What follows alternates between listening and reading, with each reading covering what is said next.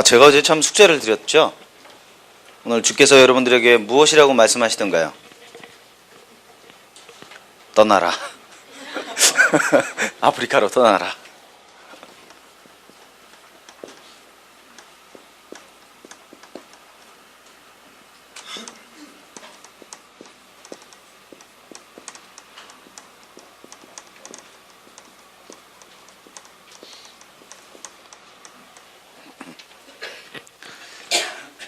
자, 오늘은 여러분 1페이지 보시면 진리를 찾아 떠나는 내면 여행의 첫 번째 과정으로 이제 진리를 찾는 것에 대한 성서적인 기반을 우리가 좀 보려고 합니다.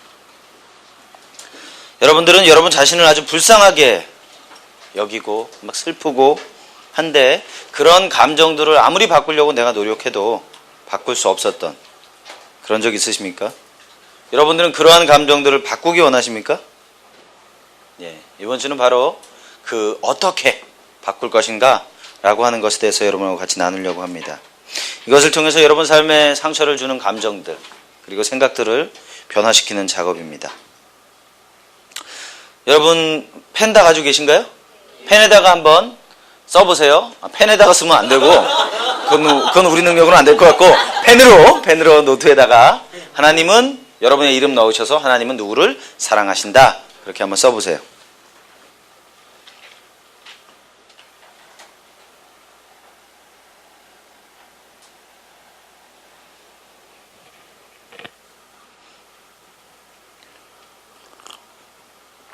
좋습니까? 자, 그러면 그 연필을 또는 볼펜을, 샤프를, 만년필을 반대손으로 쥐세요. 그리고 똑같이 하나님은 나를 사랑하신다 써보세요.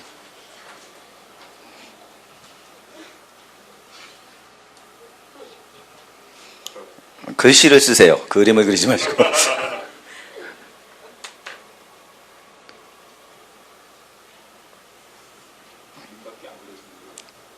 그래요.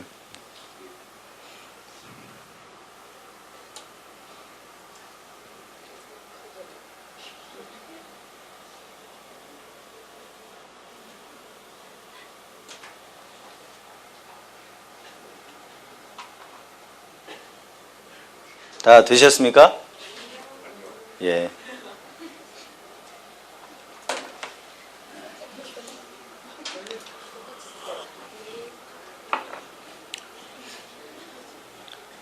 자, 이번에는 여러분 손 꼬는 거 아시죠? 손 한번 꼬아보세요. 이런 분들이 있어요. 말고 이렇게 손 꼬아보셨어요? 예. 할 때 꼭 안 하시는 분들도 있습니다. 해주세요. 자, 꼬셨죠? 자, 푸세요. 풀으라고 그랬더니 또 안으로 꼬시는 분들이 있어요. 푸세요. 자, 그리고 이번에 반대로 한번 해보세요. 반대로. 아까하고 반대로. 어찌해야 할지 모르는 이 어색한 분위기. 예, 됐습니다. 하나님은 나를 사랑하신다라고 하는 걸 오른손으로 쓰다가 왼손으로 써보시고 평소에 하시는 것처럼 손을 꼬시고 그 다음에 반대로 꼬시고 그렇게 할 때 여러분 어떤 느낌 드셨어요? 어색하다. 또요? 아무 생각 없었어요. 부자연스럽다. 어떻게요? 답답하다. 답답한 것까지 이제 봐주겠는데 찝찝한 건 뭐예요? 예, 좋습니다. 뭐 그건 뭐 개인적인 거니까 찝찝하다. 또 있어요? 재밌다. 재밌는 거 많이 못 겪어보셨군요. 예, 또요? 불편하다. 어렵다. 안 했으면 좋겠다. 예, 좋습니다.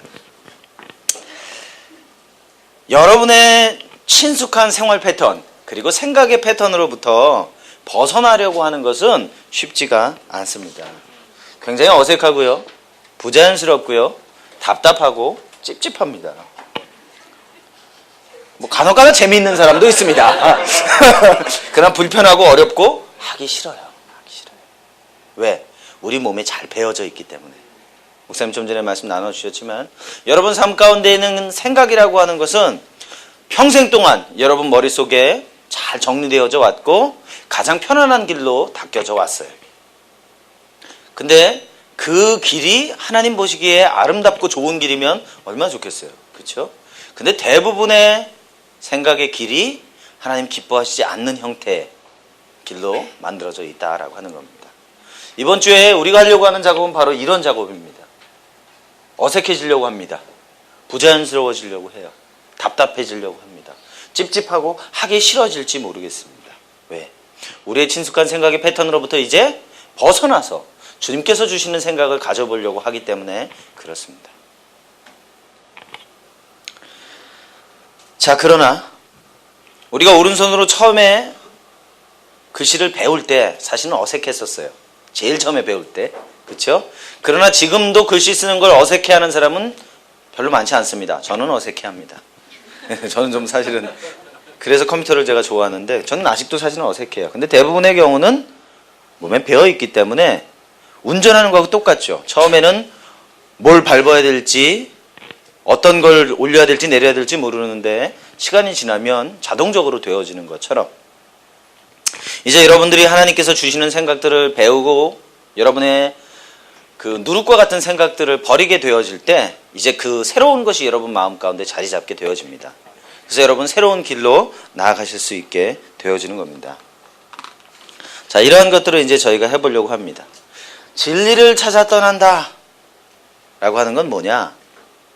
그것은 바로 적절하고 정확하게 생각하는 겁니다. 이번 주에는 포커스가 생각이에요. 생각. 진리를 찾아 떠난다, 진리를 발견한다라고 하는 것은 적절하고 정확하게 생각하는 거다. 그리고 현실에 기반을 둔 생각을 하는 것이다. 현실에 기반을 둔 생각. 현실에 기반을 두지 않은 생각은 뭐가 있겠어요? 그러면 상상하는 거, 그런 거죠. 상상도 보면 이제 꼭 누가 로또 1등 당첨됐다 그러면 아유 내가 거기 살라고 그랬는데 쓸데없는 생각이죠. 전혀 도움이 되지 않는 생각이에요. 아, 내가 왕년에 그거 했었으면 내가 오늘 달라졌을 텐데, 그때 그 주식 샀으면 달라졌을 텐데 라고 하는 생각들, 이런 생각들은 현실에 기반하는 생각이 아닙니다. 그래서 이러한 생각들이 여러분들을 주장하게 되어지면 진리가 여러분 삶을 주장하는 것이 아니라 비합리적이고 부적당한 생각들이 여러분 생각을 주장해 가고 있는 것입니다. 그래서 정서적인 생각이라고 하는 건 현실에 기반을 둔 생각을 하는 거예요. 그리고 우리가 믿고 있는 거짓말을 하나님의 진리로 바꾸는 거다. 그게 진리를 찾는 것이다 라고 하는 겁니다. 이 부분들은 계속 진행하면서 우리가 같이 나눌 수 있겠습니다. 그리고 무엇보다도 이 세 가지의 맨 밑에 기반이 되는 건 뭐냐면 성경에 기반해서 생각하는 것이다. 어제 우리가 하나님 음성 듣는 삶은 나눴습니다. 그렇죠? 하나님 음성이 우리의 삶의 기준이 됩니다. 맞습니까? 모든 사람이 다 아니라 할지라도 하나님께서 그거다라고 말씀하시면 그것이 우리의 삶의 기준이 됩니다. 그죠? 우리나라 사람들이 모두 다 옳다고 얘기해도 주님이 아니라고 말씀하시면 그건 아닙니다. 그죠? 여기 직장 생활 하시는 분들 많으니까. 모든 사람들이 말하기를 속이지 않으면은 기업을 할 수가 없다. 속이지 않으면은 돈을 벌 수 없다라고 이야기합니다. 그렇죠? 그리고 우리나라에 돌아가는 걸 보면 맞는 것 같아 보이기도 합니다. 그러나 하나님은 한 번도 그렇게 우리에게 말씀하신 적 없습니다. 정직한 것이 주님께서 우리에게 의도하시는 바입니다. 구약에 저울을 속이는 사람은 돌에 맞아 죽었습니다. 그러면 지금 우리나라에 남아있을 수 있는 사람들이 별로 없을 겁니다. 아마. 그죠? 그래서 우리는 우리의 생각을 성경에 기반해서 생각하는 법을 배워야 합니다. 근데 이걸 하다 보면 이제 우리가 어떤 문제들이 자꾸 생기냐면 어색하고 부자연스럽고 답답하고 찝찝하고 불편하고 어렵고 하기 싫고 이런 느낌들이 오게 돼요. 그죠? 그러면 이제 이 느낌들에 대해서 우리가 반응하는 대부분의 반응은 뭐냐면 누르는 거예요. 생각하지 않는 거예요. 무시하는 거예요. 근데 이 속도가 너무너무 빨라요. 빛보다 더 빨라서 내가 지금 그렇게 하고 있는지조차도 알지 못한다라고 하는 겁니다.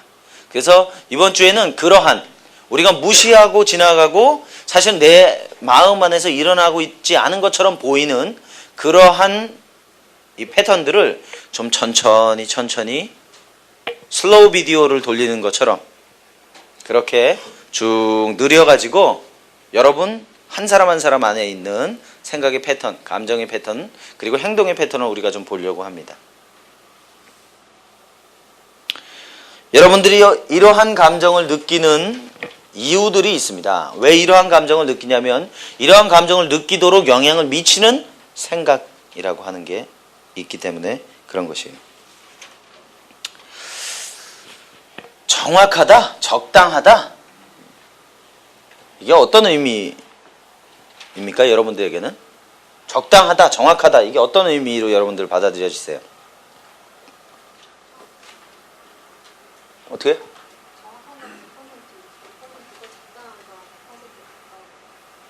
예, 뭐 그렇게 표현하실 수 있겠습니다. 제가 이대하는 건 이런 거예요. 좀 어울리고 잘 맞는다 라고 하는 의미의 적당함을 말하는 겁니다. 적당히 삽시다. 이거 아니고 우리가 옷을 입을 때 잘 맞는 옷 있죠. 근데 너무 작거나 너무 크거나 하면 잘 맞지 않는 것입니다. 정확하게 생각한다, 적당하게 생각한다라고 하는 것은 합리적인 사고의 기반을 가지고 생각한다라고 하는 것을 말할 수 있습니다. 다시 말하면 여러분들이 삶을 살아갈 때 보면 적당한 감정, 적당한 느낌을 가지고 살아갈 수 있어요. 그런데 이상하게도 항상 내 감정이 부적당하게 느껴집니다. 그리스도의 몸 가운데 들어와도 나는 왠지 여기 있는 것이 내가 있어서는 안 되는 장소인 것처럼 수치스러워한다거나 창피스러워한다든가 도망다닌다든가, 그죠? 괜찮다가 꼭 목사님, 장로님 오시면 얼굴 굳어지기 시작하고 그 사람들이 꼭 뭘 한 것처럼 가서 때려준 것처럼, 그죠? 이건 적당한 것이 아니에요, 그죠? 그럴 만한 일이 아닌데 분명히 내가 무리하게 느끼는 것, 그런 것들은 부적당한 것이라고 볼 수 있겠습니다. 그러나 여러분들이 느끼기 원하지 않는 감정들이 있어요. 근데 그런 느끼길 원하지 않는 감정들을 느끼는 때, 그러나 적당한 때가 있어요. 언제일까요? 여러분이 사랑하는 사람들이 죽었거나 떠났을 때 어때요? 슬프죠. 괴로워요. 고통스러워요. 하지만 그것을 부적당하다고 말하는 사람들은 없습니다. 그건 고통스럽지만 누구나 다 느껴야 하는 것이, 그죠? 그런데 이것이 여러분 한번 혹시 자랄 때, 어렸을 때 아버지가 돌아가시거나 어머니가 돌아가신 것을 경험하신 분들, 슬퍼해야 되는 게 마땅한 일인데 슬퍼하지 못하게 합니다. 그리고 장례식에도 못 가게 해요. 그러면 마땅히 느껴야 할 걸 느끼지 못하게 되어지기 때문에 그 아이의 내적인 사람 안에 문제가 생기기 시작합니다. 사람으로 말하면 염증이 생기기 시작하고, 수도꼭지로 말하면 수도꼭지가 막히기 시작하는 거예요. 그죠? 어떤 사람들은 이런 걸 정서적인 변비다, 뭐 이런 얘기를 하기도 합니다. 막혀버리니까. 그래요. 우리가 언제나 적당하거나 실제적인 이런 감정을 가질 수는 없지만, 그렇지만 일반적으로 우리가 살아갈 때 항상 부적절하고 부적당하고, 그리고 그런 감정으로 인해서 다른 사람들하고 일상적인 관계를 형성할 수 없다면 우리는 뭔가 문제를 가지고 있다라고 볼 수 있습니다. 특별히 이번 주의 이 세미나는 감정적인 문제를 가지고 계신 분들에게 많이 도움이 될 겁니다. 우울증을 가지고 계신 분들, 그런 분들에게 좀 도움이 되실 수 있어요. 그리고 정서적으로 좀 나는 굉장히 좀 부정적인 생각들을 많이 한다, 그리고 부정적인 감정들을 많이 느낀다 라고 생각하시는 분들, 그런 분들에게 아주 도움이 될 수 있겠습니다. 자, 이 세미나는 배경이 있어요. 이 Search for Truth라고 하는 진리를 찾아 떠나는 내면 여행에는 배경이 있습니다. 그 배경이 뭐냐면, 여러분 노트에 어떻게 돼 있나?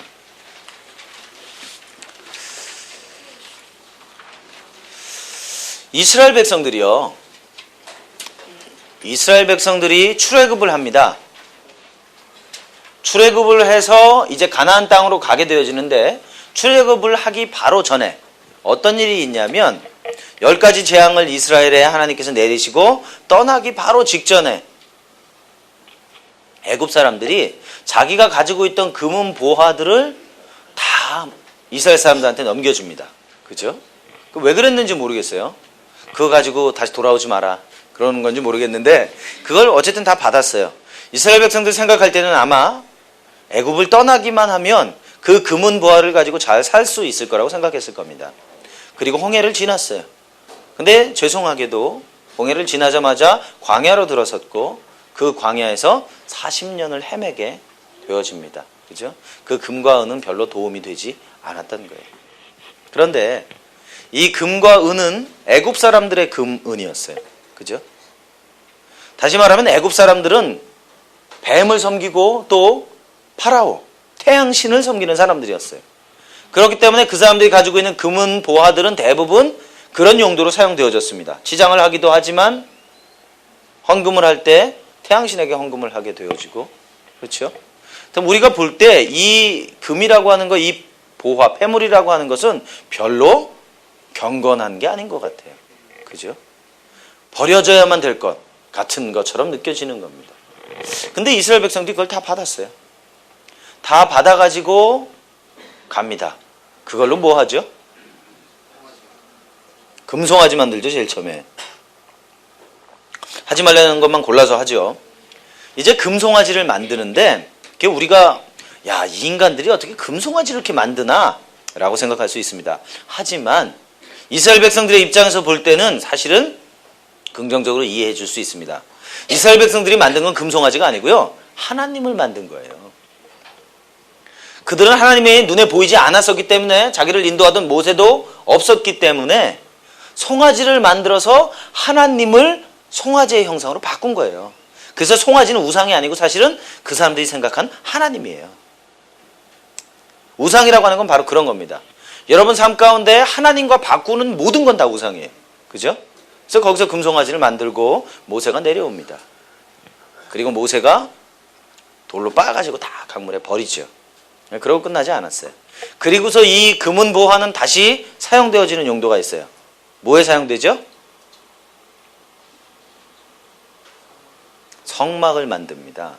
이스라엘 백성들이 무슨 금은이 있었어요? 아무것도 없었잖아요. 다 얻어갖고 온 거예요, 애국 사람들한테. 그걸 가지고 볼 때 분명히 이건 세속적인 물건인 것처럼 보이는데 하나님께서 그걸 가지고 하나님이 거하시는 회막, 성전, 요새로 말하면 이동용 성전이죠. 만든다라고 하는 것입니다. 그것이 우리에게 어떤 의미를 주는 것일까요?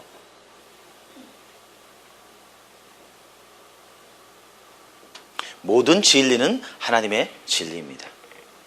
믿는 사람이 발견했든지 믿지 않는 사람들이 발견했든지 그것이 진리라고 한다면 그것은 누구나 다 받아들일 만한 것이다 라고 하는 거예요. 만유인력의 법칙을 뉴턴이 발견했든지 석가모니가 발견했든지 그것은 진리다라고 하는 겁니다. 맞습니까? 코비, 성공하는 사람들의 7가지 습관 맞아요? 세븐 헤빗이라고 그러죠. 이 세미나가 굉장히 세계적으로 유명하죠. 우리나라에서도 뭐 세미나 한 번 듣는데 뭐 100만 원, 뭐 200만 원 일주일 듣는데 엄청나게 비싸대요. 근데 세미나를 듣고 온 사람들이 그런 얘기해요. 그 세미나처럼 그렇게 살면 자기가 정말 성공할 것 같대요. 그만큼 잘 만들었다는 얘기죠. 그리고 그 사람 책은 굉장한 베스트셀러입니다. 지금도. 그런데 이 콥이라고 하는 사람 크리스찬이에요? 그건 뭐예요? 몰몬 교죠.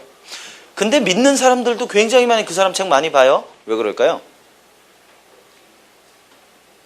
왜냐하면 이 콥이라고 하는 사람이 그 책에서 사용하고 있는 많은 컨셉이 성서적인 기반을 가지고 있어요. 진리에 기반한단 말이에요.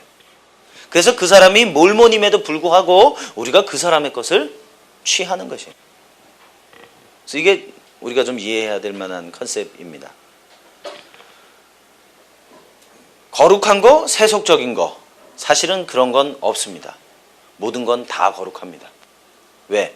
하나님께서 이 세상을 만드시고 보시기에 좋았더라 그러셨어요. 근데 헬라적인 이 그리스의 영향을 받으면서 교회와 세상이 분리되기 시작했어요. 종교와 가버먼트가 분리되기 시작하고 그래서 교회 안에 있는 것들은 거룩한 거고 교회 밖에 있는 건 다 세속적인 것처럼 그렇게 느껴졌어요. 여러분들도 직장 생활 하시는 거는 좀 세속적인 느낌이 들지 않으세요? 그리고 저녁에 여기 와가지고 딱 말씀 듣고 기도하고 예배 드리면 좀 거룩한 곳에 있는 것 같고, 그죠? 근데 실제로는 전혀 그렇지 않다라고 하는 거예요. 여러분이 직장 생활할 때도 주님이 거기 계시고요. 오늘 저녁에 여러분 여기서 예배 드려도 주님께서 여기 계십니다. 그분은 안 계신 곳이 없어요. 근데 인간들이 스스로 이것은 거룩한 거, 이건 세속적인 거 구분했단 말이죠. 왜 이 말씀을 드리냐면 사실은 이번 주에 배울 이 Search for Truth라고 하는 제일 처음에 이 기본 개념은 믿는 사람들에 의해서 시작된 게 아니라는 거예요. 알버트 앨리스라고 하는 사람으로부터 시작했어요. 그렇다고 성경에 이러한 개념이 없었던 건 아닙니다. 그런데 이 사람이 어떤 사람이었냐면 심리학자였어요. 그리고 상담소를 운영하는 사람이었는데 사람들이 자기한테 와서 상담을 받고 가면 기분이 좋아져 가지고 가요. 그래서 치유가 되어진 것 같아요. 근데 그 사람이 갔다가 조금 있다가 다시 돌아옵니다. 근데 치유가 안 됐어요. 근데 이런 일들이 계속 반복되어져 가는 거예요. 아, 이상하다. 그리고 나서 이 사람이 발견하게 된 게 뭐냐 하면 사람들이 생각이 변하지 않으니까 삶이 변하지 않더라. 상담소에 와가지고 좀 찐하게 울고 기분 좀 좋아지고 그럼 해결되는 줄 알았는데 변하지 않더라는 거예요. 그리고 그 사람들이 다시 돌아왔을 때 이제 그렇다면 이 사람의 생각을 한번 바꿔보자. 그래서 ABC 모델이라고 하는 것을 개발하게 됩니다. 그래서 이 모델을 가지고 사람들을 상담을 했어요. 근데 놀라운 변화들이 일어나기 시작했어요. 사람들의 삶이 밑바닥부터 변하는 것을 보게 된 거죠. 지금 그 정신과에서 쓰는 가장 커다란 두 가지 방법이 있다고 한다면 약물, 메디케이션이죠. 또 하나는 바로 알버트 앨리스가 만든 코그니티브 비헤이비어 테라피라고 하는 거예요. 인지행동 치료. 이 방법이 가장 일반적으로 사람들을 다루는 방법입니다. 그리고 가장 효과가 높은 방법이에요. 자, 이것에 대해서 이제 맥스 몰스비라고 하는 사람이, 이 사람은 켄터키 대학의 심리학자였는데요. 이 알버트 앨리스의 개념을 취했어요. 그래서 이 사람은 자아 상담이라고 하는 것으로 또 조금 더 발전시켰어요. 그래서 이 알버트 앨리스의 부족한 점을 좀 더 나아가게 했죠. 자, 이 두 사람 다 이제 믿는 사람들은 아니었어요. 그런데 앨리스 패터슨이라고 하는 사람, 이 사람이 신시내티에 있는 교회의 목사님이셨는데 이 맥스 몰스비하고 앨리스의 개념 그리고 성경을 보면서 로마서 12장 2절에 보니까 마음을 새롭게 함으로 변화를 받아라. 우리 성경에는 마음인데 영어 성경에 보니까 생각을 새롭게 함으로 변화를 받아라 라고 하는 개념을 통합했어요. 그래서 이것을 가지고 생각을 바꾸면 사람이 바뀐다. 그리고 그렇게 되어질 때 예수님의 형상을 따라가는 것이다 라고 하는 것을 개발하게 됐어요. 발견하게 되어졌어요. 그래서 Renewed Christian Thinking, 새로워진 그리스도인의 사고방식이라고 하는 개념을 만들어내게 됐어요. 그래서 지금 기독교 안에서 쓰는 이러한 유사한 류의 세미나들은 거의 다 여기로부터 온 것이라고 볼 수 있겠습니다. 자, 그래서 이제 생명나무 치유사역, 저희 사역이죠. 저희 사역에서는 저희가 독자적으로 개발하면 얼마나 좋겠습니까? 많은 여러 기독교 사역 단체들로부터 저희가 이 개념을 배웠어요. Healing for the Nations라고 하는 그 단체, H4N이라고 하는 단체, 그리고 Equipping Ministry International이라고 하는 단체, 그리고 크리스 털만이라고 하는 이런 여러 사람들로부터 저희가 이 기본 개념들을 배우게 됐고, 이 기본 개념을 가지고 어떻게 이것을 더 효과적으로 그리스도인들의 사고를 변하는 작업을 할 수 있을 것인가 라고 하는 것을 고민하고 기도하면서 이제 저희가 진리를 찾아 떠나는 내면 여행을 개발하게 되어졌습니다. 여러분들 아마 이 진리를 찾아 떠나는 내면 여행이라는 워크시트이 있죠. 저희는 ST 차트라고 하는데 사실은 이거 한 장에 대한 것을 지금 일주일 동안 하는 거예요. 여러분들이 이거 한 장을 자유롭게 쓰실 수 있게 되어지면 나중에는 이거 안 가지고 다니셔도 돼요. 상황과 형편이 생길 때마다 여러분 안에서 그냥 자동적으로 작업을 하실 수 있게 되어집니다. 그래서 아마 제가 보기에는 남자분들이 조금 더 하시기가 쉬우실 거예요. 왜냐하면 조금 더 이성적이고 사고적이잖아요. 뭐 여자분들이 그렇지 않다는 얘기를 하는 건 아닙니다. 그러니까 일반적으로 그렇다는 얘기예요. 그래서 그렇게 도움을 받으실 수 있지 않겠나라고 생각됩니다. 자, 그러면 이것에 대한 성서적인 배경을 좀 보도록 하겠습니다.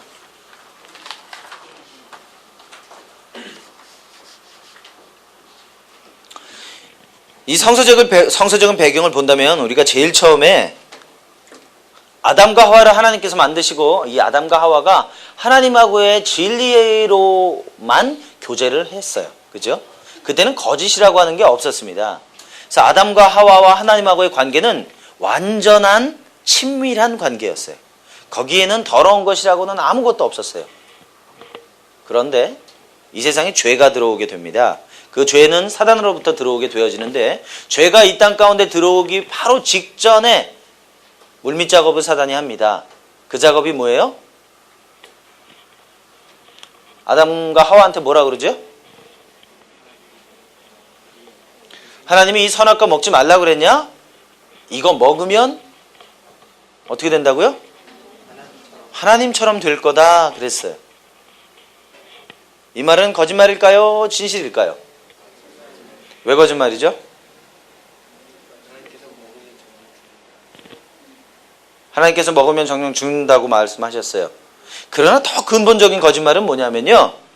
아담과 하와는 창조되어질 때 이미 하나님 같은 존재로 창조되어졌어요. 하나님의 형상으로 만들어졌잖아요. 그죠? 근데 아담과 하와는 그걸 몰랐던 거예요. 그래서 뱀이 아담과 하와에게 너 그거 먹으면 하나님같이 돼. 자기 자신을 몰랐기 때문에 그래? 야, 나 하나님같이 되고 싶은데 먹어야지. 바보예요, 바보. 자기는 이미 창조되어질 때부터 하나님처럼 만들어졌단 말이에요. 이걸 몰랐어요. 속았단 말이에요. 속으니까 어떻게 해요? 속고 난 다음에 바로 선악과의 열매를 따먹게 되어지는 거예요. 그래서 여러분이 어떤 행동을 취하는 데 있어서 그 행동은 그냥 나오는 게 아닙니다. 그 이전에 몇 가지 단계들을 통해서 행동이 나오는 거예요.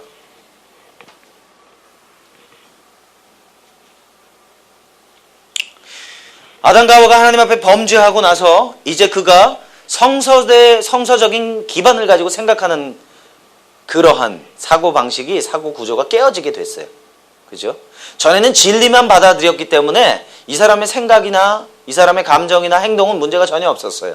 그런데 이제 그 생각에 하나님으로부터 오지 않은 것들을 받아들이기 시작하면서 이제 그는 전적인 타락이라고 얘기하죠. 그 예레미야의 말씀해 보니까 만물보다 심히 부패한 것이 사람의 마음이다 그랬어요. 생각이 이제 완전히 부패하게 되어졌어요.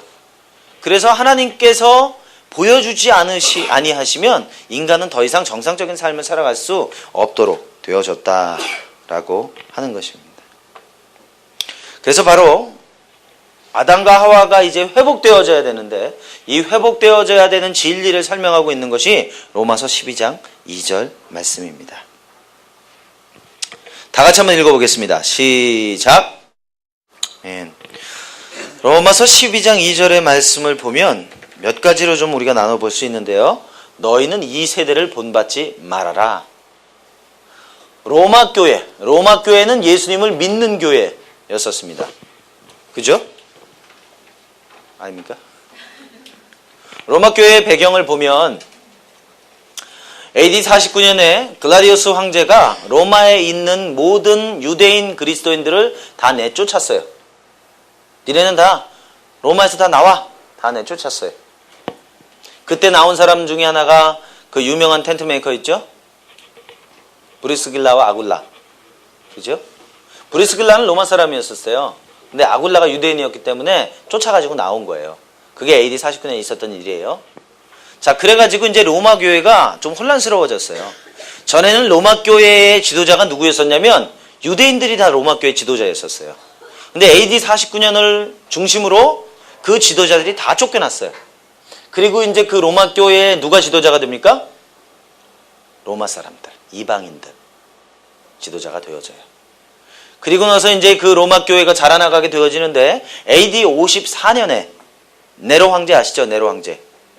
네로 황제가 다시 칙령을 내려서 그리스도인들이 이제 다시 들어와도 좋다 그렇게 말했어요. 그래서 54년 이후에 이제 유대인들이 다시 로마로 들어가게 되어집니다. 로마에 들어가고 나서 어떤 일들이 생기게 되느냐? 유대인들이 그냥 이제 로마로 들어가서 불이 나게 자기가 이제 사역했던 교회를 찾아가요. 그리고 말합니다. 너 이제 내려와. 나 이제 돌아왔어. 내가 I'll be back 그랬지? 나 진짜 돌아왔어. 너 이제 내려와. 내가 교회 지도자 해야 되겠어. 내가 담임 목회 해야 되겠어. 자, 이 사람들이 떠나고 나서 5년 동안 한 교회를 움직이던 지도자들이 그전 지도자가 왔다고 해서 내주겠어요? 안 내주죠. 다툼이 일어났어요. 싸우기 시작했어요. 그래서 대부분의 이 유대인 지도자들은 다시 교회를 만들어가게 됩니다. 그리고 어떤 교회들은 계속해서 갈등이 있게 되어져요. 그게 이제 로마서를 쓰게 된 배경 중에 한 가지예요. 이 사람들은 이미 예수 그리스도를 믿는 사람들이었습니다. 그런데 지금 사도 바울이 로마 교회에게 말하고 있는 건 너희는 이 세대를 본받지 말아라. 하나님께서 다투지 말라고 말씀하세요. 하나님께서 그리스도의 사랑으로 완성하라고 말씀하시는데 지금 이 사람들은 복음이라고 하는 것을 사실은 서로 복음주의라고 말하는 거예요. 서로 하나님 뜻이라고 말하면서 싸우고 있는 거예요. 싸우는 것은 어디로부터 쫓아나는 거냐면 세상으로부터 쫓아나오는 겁니다. 그래서 지금 이 말씀을 하시면서 너희는 이 세대를 본받지 말아라. 이 세대, 로마 시대의 세대는 어디냐면 헬라예요. 헬라. 그리스란 말이에요. 그리스. 그렇죠? 사도 바울이 썼던 서신서 13개는 다 헬라 철학하고 싸우는 거예요. 뭐 이렇게 굉장히 거창하지 않아요. 다 헬라 철학하고 싸우는 거예요. 이원론, 성속 뭐 이런 거하고 싸우는 거예요. 그래서 이 세대를 본받지 말라고 말하는 건 하나님으로부터 오지 않은 모든 기반들은 다 무너져야 된다라고 말하는 거예요. 여러분들이 이제 지금 우리가 살아가는 삶의 모습들을 보면 대부분의 경우는 성서적인 기반으로 우리가 사고하고 배우는 것보다는 여러분이 초등학교, 중학교, 고등학교, 대학교, 뭐 어떤 분은 대학원 과정을 통해서 헬라의 정보를 배워요. 그리고 세상적인 사고방식을 배우게 돼요. 더더군다나 매스미디어 그리고 무슨 뭐 인터넷, 영화 이런 것들을 통해서 우리 안에 사고방식이 형성되어진다라고 하는 것입니다. 그래서 주님께서 먼저 말씀하시는 것은 너희는 이 세대를 본받는 것을 중지해라 라고 하는 거예요. 왜? 우리 안에 두 가지 시스템이 돌아다닐 수가 없어요. 그 시스템을 중지해야 다른 시스템이 돌아올 수 있습니다. 컴퓨터에 소프트웨어가 깔리면 그 새로운 소프트웨어가 쓰이려면 전에 소프트웨어가 없어져야 돼요. 그죠? 그래서 이 세대를 본받지 말아라. 그리고 난 다음에 마음을 새롭게 함으로 변화를 받아라 라고 얘기합니다. 이 변화를 받는다라고 하는 게 무슨 뜻이냐면 그 메타몰포 헬라어에서 그런 표현을 쓰는데요. 애벌레가 나비되는 거 아시죠? 완전히 변형되죠? 전의 모습을 전혀 갖고 있지 않아요. 그게 마음을 새롭게 함으로 변화되는 것이라고 성경은 말합니다. 그냥 뭐 조금 달라지는 게 아니에요. 완전히 틀 자체가 달라져 버리는 것이다 라고 하는 것입니다. 단순히 뭐 성숙하거나 성장한다라고 하는 것을 의미하는 것보다는 본질적인 변화를 말하는 거예요. 완전히 익스체인지 되는 거예요. 대체가 되는 거예요. 그게 변하는 것이다. 마태복음 17장 2절에도 보면 예수님께서 변화산성에서 기도하시고 그 모습이 변했다고 그랬죠. 거기서도 똑같은 단어를 씁니다. 메타몰피스라고 하는 단어를 써요. 완전히 이전하고 다른 모습으로 변하게 되어지는 거다라고 하는 겁니다. 왜 주님께서 우리에게 그리고 로마 교인들에게 마음을 새롭게 함으로 변화를 받으라고 말씀하시는가? 왜일까요? 왜 마음을 새롭게 함으로 변화를 받으라고 말씀하시죠? 그렇죠? 바로 우리의 생각이 변화를 받아야만 하나님의 선하시고 기뻐하시고 온전하신 뜻이 무엇인지 알게 되는 겁니다. 여러분이 하나님의 음성을 듣고 싶으십니까? 날마다 하나님의 음성 듣는 삶을 살아가고 싶으십니까? 그러려면 우리의 마음에 변화가 일어나야 된다라고 하는 거예요. 바로 우리 안에 있는 하나님으로부터 오지 않은 모든 기반들, 모든 사고 구조들은 주님의 것으로 변화되어져야 된다. 변형이 되어져야 된다. 그래야만 선하시고 기뻐하시고 온전하신 뜻대로 살아갈 수 있게 되어진다라고 하는 것입니다. 예. 또 여기 보니까 뭐가 있어요? 에베소서 4장 22절부터 24절에 보면 너희는 유혹의 욕심을 따라 썩어져가는 구습을 쫓는 옛사람을 벗어버리고 오직 심령으로 새롭게 되어 하나님을 따라 의와 진리의 거룩함으로 지으심을 받은 새 사람을 입으라 그랬어요. 동일합니다. 에베소 교회 사람들은 이미 예수 그리스도를 믿는 사람들이었습니다. 그런데 그 사람들에게 말하기를 옛사람을 벗어버려라 라고 말하는 거예요. 제가 어제 강의 때 말씀드렸죠. 예수 그리스도를 구주로 영접한 모든 사람들은 누구든지 그리스도 안에 있으면 새로운 피조물이라 이전 것은 지나갔으니 보라 새 것이 되었도다. 여러분들은 죽었던 사람들이 살아났어요. 맞습니까? 죽었던 영이 살아났어요. 맞습니까? 여러분들의 생각도 변화되어져 가고 있어요. 그러나 여러분의 몸, 여러분의 뇌, 믿기 전에 뇌나 믿고 나서의 뇌나 그대로 있다고 말했어요. 여러분이 예수 믿기 전에 가지고 있던 사고방식들, 생활 패턴들 변하지 않았다라고 하는 거예요. 그것이 바로 주님께서 여러분에게 말씀하시는 옛사람을 벗어버리는 것이에요. 옛사람을 벗어버리면 어떻게 돼요? 주님께서 심령으로 새롭게 해서 새 사람을 입으라고 말씀하십니다. 새 사람을 입는다라고 말하는 것은 바로 주님께서 여러분의 사고를 바꿔주시는 거예요. 사고 패턴을 바꿔주셔서 주님의 마음을 가지게 하는 것이다 라고 하는 것입니다. 옛사람을 벗어버리면 우리의 죄된 습관들이 제거되는 거예요. 우리의 생각 가운데 있는 거짓말들, 견고한 진들이 파해지는 것이다 라고 하는 것입니다. 마가복음 7장 21절부터 23절에 보시니까 속에서 곧 사람의 마음에서 나오는 것은 악한 생각, 곧 음란과 도적질과 살인과 간음과 탐욕과 악독과 속임과 음탕과 흘기는 눈과 회방과 교만과 광패니 이 모든 악한 것이 다 속에서 나와서 사람을 더럽게 하느니라. 그런 말씀 많이 하시죠. 우리 입에서 나오는 것이 더러운 것이 아니고요. 우리 입으로 들어가는 것이 더러운 것이 아니고 우리 입에서 나오는 것이 더러운 것이다. 바로 우리의 생각 가운데서 나오는 것, 제 소견에 옳은 대로 하는 것, 그것은 더러운 것이다 라고 하는 거예요. 원래 우리의 의도하고 하나님이 우리를 창조하신 의도하고 전혀 다르다. 우리는 듣는 대로 말하고 행하는 사람이다. 그런 문제가 없어요. 그런데 듣는 대로 하는 것이 아니라 우리 마음 안에서 세상적인 사고방식으로 형성된 마음이 나올 때 더러운 것들이 나오게 되어진다 라고 하는 것입니다.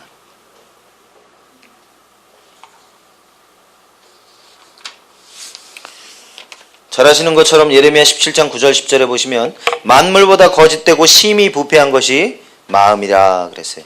누가 능히 이를 알리오마는 나 여호와는 심장을 살피며 폐부를 시험하고 각각 그 행위와 그 행실대로 보응하나니. 신구약에 보면 어떤 곳은 생각, 어떤 곳은 마음 이렇게 번역을 해놨는데 많은 경우에 마음이 생각을 마음으로 번역한 경우들이 많이 있게 됩니다. 여기도 이제 마음이라 생각을 말하는 거예요. 잠언서에 보시면 잠언서 27장 19절 물에 비추이면 얼굴이 서로 같은 것 같이 사람의 마음도 서로 비추느니라. 이게 무슨 말씀이에요? 무슨 말씀인지 아시겠어요? 질문입니다. 무슨 말씀인지 아시겠어요? 모르시겠죠?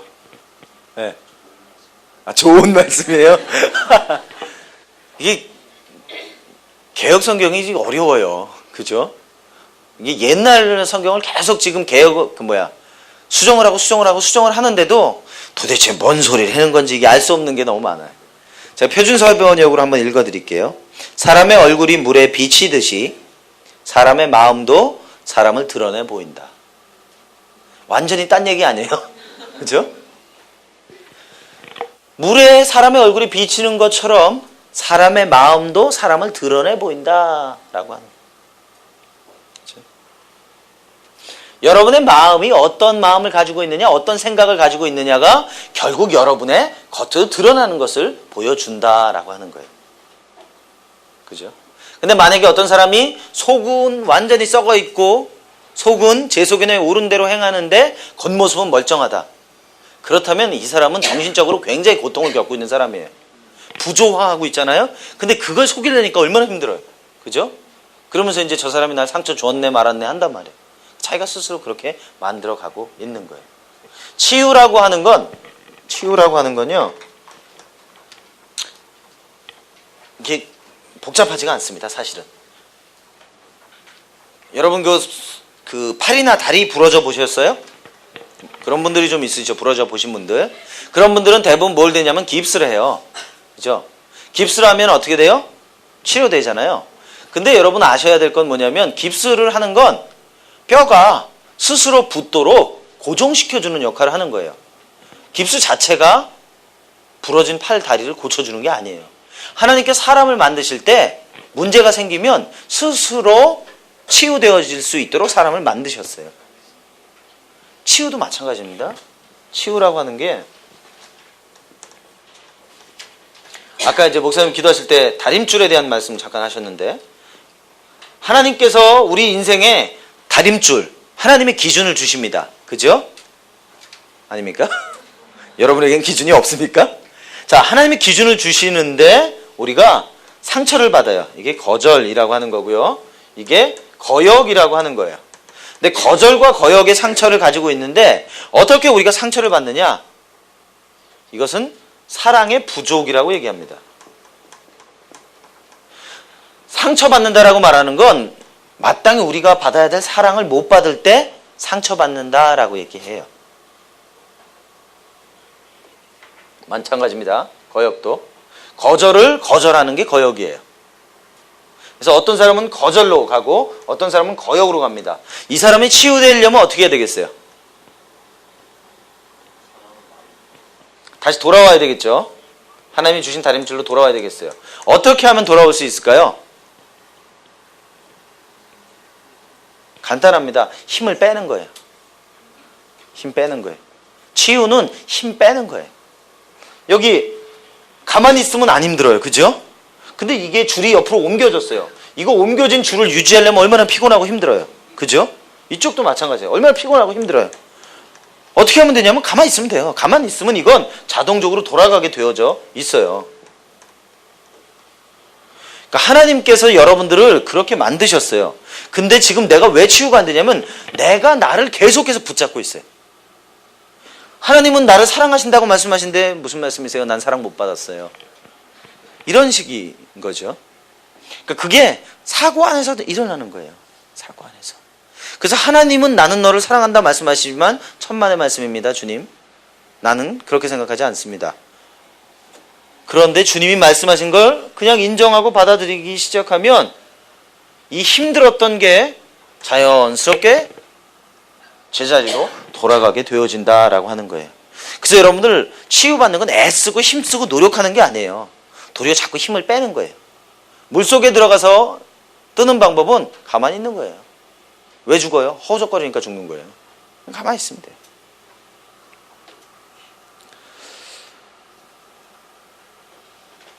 잠언서 20장 5절에 보시면 뭐라고 말씀하시냐면 사람의 생각은 깊은 물과 같지만 슬기로운 사람은 그것을 길어낸다 그랬어요. 사람의 생각은 깊은 물과 같아요. 다시 말하면 그 생각은 표면적으로 잘 드러나지 않는다는 거예요. 그리고 한번 보면 잘 몰라요. 그런데 슬기로운 사람은 깊은 물이지만 그것을 퍼낼 수 있다고 말합니다. 하나님께서 지혜와 사람의 지혜와 명철을 의지하지 말고 나를 의지해라 라고 말씀하셔요. 왜? 하나님께서는 바로 지혜와 명철의 근본이시기 때문에. 여러분들이 지혜롭기 원하신다면 주님을 의지하기 시작하시는 거예요. 그때 주님께서 여러분 안에 있는 생각의 물들을 길어내기 시작하신다라고 하는 겁니다. 그렇죠? 베드로전서 1장 13절 한번 보겠습니다. 베드로전서 1장 13절. 베드로 전서가 없어졌네. 예. 베드로전서 1장. 같이 한번 읽을까요? 시작. 됐습니다. 여기 보니까 너희 마음의 허리를 동여라 그런 말씀이 있어요. 이게 뭔 소리예요? 성경은 어려워. 마음의 허리를 어떻게 하면 동일 수 있을까요?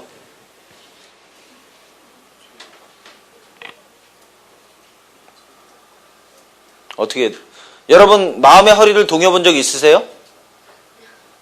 이게 뭔 소리예요? 마음의 허리를 동이라는 게 뭐예요? 네? 다른 생각을 치우치지 않도록 고정해라. 자신 있어요? 네. 오케이. 또요. 다른 분은요? 영어 성경 가지고 계신 분 있으세요? 예, 한번 읽어보세요. 영어 성경은 너무 쉽게 되어 있어요. 자, prepare our mind for action. 너무 쉽죠? 우리의 마음을 행동하도록 그냥 준비하면 돼요. 그죠? 하나님이 의도하시는 행동을 할 수 있도록 우리의 마음이 준비되는 것. 그게 바로 마음의 허리를 동이는 거예요. 이것은 바로 주님께서 여러분의 생각을 바꾸어 주실 때 가능하게 되어지는 것입니다.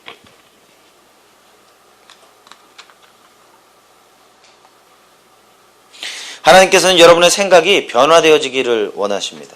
하나님의 선하시고 기뻐하시고 온전하신 뜻이 무엇인지 여러분에게 너무너무 보여주고 싶으시기 때문에 주님께서 여러분의 생각이 변화되기를 기다리시는 겁니다. 그래서 이제 우리가 우리의 생각들을 주님 앞에 가지고 나아가서 주님의 생각으로 바꾸기 시작하실 때 우리의 삶 가운데 정서적으로 훨씬 건강하게, 그리고 우리가 하는 행동들도 내적인 사람이나 외적인 사람이나 서로 동기화되어져서 부조화하지 않게 삶을 살아갈 수 있게 되어지는 것입니다. 예, 그래서 이것이 저희가 하려고 하는 작업들이 되겠습니다. 자, 오케이. 예, 여기까지 하고요. 잠깐 쉬었다가 하겠습니다. 보통 10분? 예, 지금 9시니까요. 9시 10분까지 쉬셨다가 시작하겠습니다. 제가 작년 여름에 지리산에 어느 교회에서 세미나를 인도하러 갔는데 지리산이었어요. 처음 지리산을 가봤는데 지리산에는 뱀이 많이 있대요. 근데 와, 숙소에서 집회 장소까지 차로 움직이거든요. 근데 차가 없으면 걸어서 가야 돼요. 걸어서 가는데 저는 한 번도 걸어서 못 갔어요. 왜냐면 걸어갔던 사람들마다 뱀을 다 만난 거예요. 근데 뱀을 만나가지고 그것도 자매들이. 근데 무서워하고 돌아올 줄 알았는데 다 지나가서 끝까지 갔어요. 근데 저는 그 얘기를 듣고 나는 걸어서 못 가겠다. 그리고 재작년에 제주도에서 세미나를 하고서 아침에 이제 산책을 하러 나갔죠. 나가서 이제 거기 열방대학이라고 하는 데서 조금 걸어가면 골프장까지 이렇게 산책로 길이 있어요. 그래서 이렇게 아침에 걸어가는데 도로에 뭐 길쭉한 게 하나 이렇게 있더라고요. 그것을 딱 보는 순간 흠칫했죠. 가만 보니까 죽었어요. 아우, 다행이다.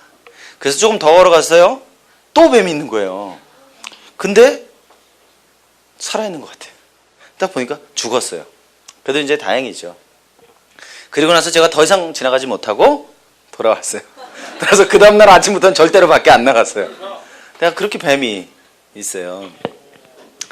여러분들 삶에, 여러분이 만약에 지금 산길을 이렇게 산책을 하는데 뱀이 딱 나타났어요. 그러면 여러분은 어떤 행동을 취하시겠습니까? 아하. 지금 뱀이 딱 나타났어요. 여러분 어떻게 행동을 취하시겠습니까?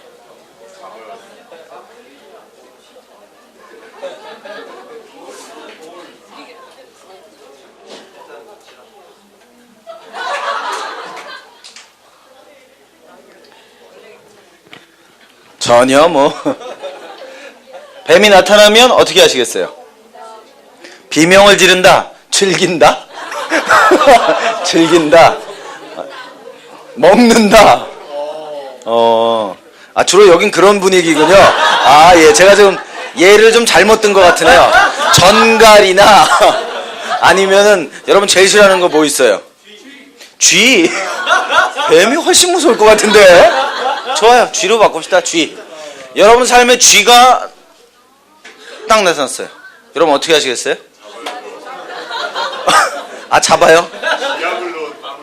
아, 쥐약을 넣은 빵을 준다. 이 진행이 안 되네, 진행이. 제가 의도하는 건 뭐냐면, 여러분들이 이제 삶을 살아가는데, 여러분들이 가장 싫어하는 거 있잖아요. 그게 순간적으로 딱 나타났어요. 그럼 여러분들 어떻게 하세요? 소리 지른다. 피한다. 인상을 찌푸린다. 그리고 도망간다. 먹는다.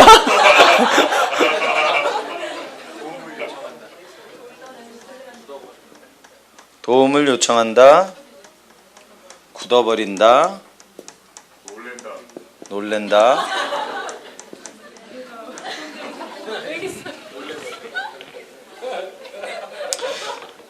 대부분의 경우에 우리가 돌발 상황에 딱 부딪히면 어떤 특정한 행동이 나와요.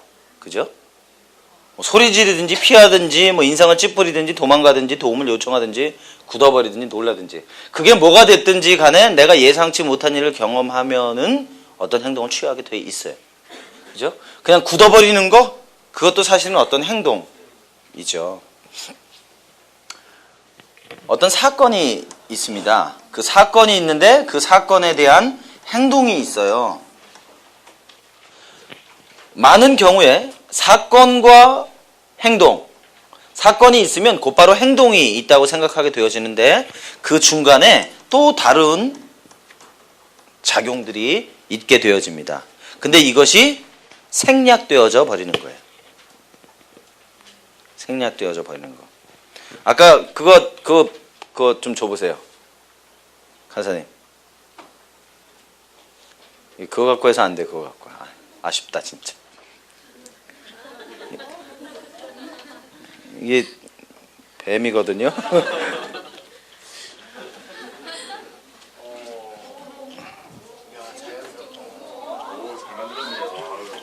이게 뱀.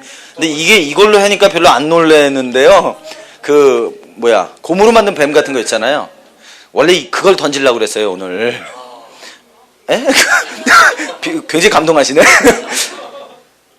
이제 뱀 모양이지만 이게 가짜인데 그 뱀을 우리가 휙 집어던졌을 때 보는 순간적인 반응은 진짜 뱀이라는 생각을 갖게 되죠. 그러면 소리를 지르든지 여러 가지 형태의 반응을 하게 되어집니다. 근데 이 반응은 언제나 생략되어지는 과정이 있어요.